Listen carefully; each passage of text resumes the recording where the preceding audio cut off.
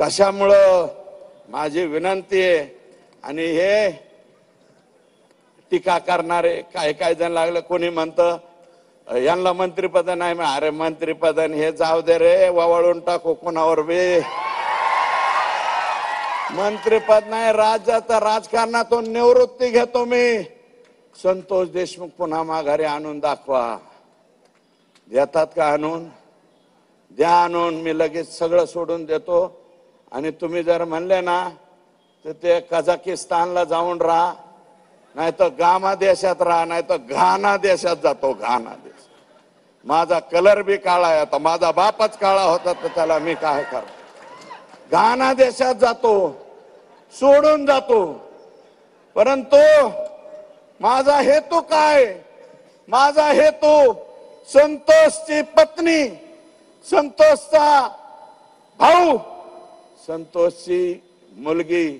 अरे माझा बाप मी दुसऱ्यांदा आमदार झाल्यावर गेला होता. 6 महिने तेल मीठ मिरची कशी आणायची असते हे मला कळालं नव्हतं. या लेकराचं काय रे, याला राहायला घर नाही, 6 पत्र्याचं सुद्धा घर नाही ह्याला. संतोष देशमुखला 3ऱ्यांदा सरपंच झालाय. तुमच्यापैकी सुद्धा कोणी सरपंच असतील, तुमचाच भाऊ कोणीतरी ग्रामपंचायतचा सदस्य असेल, 3 वेळा ग्रामपंचायतीचा सरपंच होतो. त्या माणसाची ही अवस्था होते.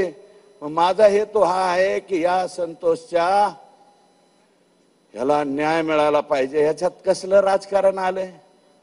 तुम्ही उठत आणि मीडियावाले सुद्धा हे तुमच्या पाया पडतो, बुटा सहित पाया पडतो, चपला सहित पाया पडतो. अरे राजकारण काय आहे माझ्या बांधवांनो, मला सांगा ना.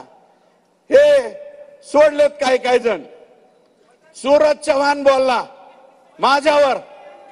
सूरज चव्हाण, अरे तू बालवाडीत सुद्धा नाही अजून, तू माझ्यावर बोलतो. बालवाडीतल्या लेकरांनी माझ्यावर बोलू नये. आणि ते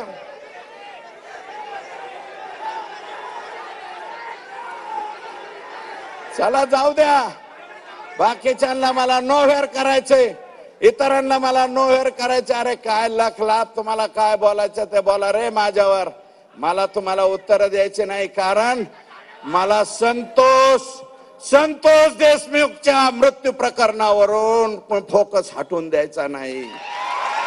म्हणून मला काय म्हणायचं ते म्हणा, मला शिवाय द्या, मला जे काय बोलायचंय अमोल मिटकरींना बोलू द्या, अजून कोण बोलते त्यांना बोलू द्या. कोण आणले ते मोठाल्या चष्म्यावाले असू द्या, मला त्यांच्यावरती बोलायचं नाही.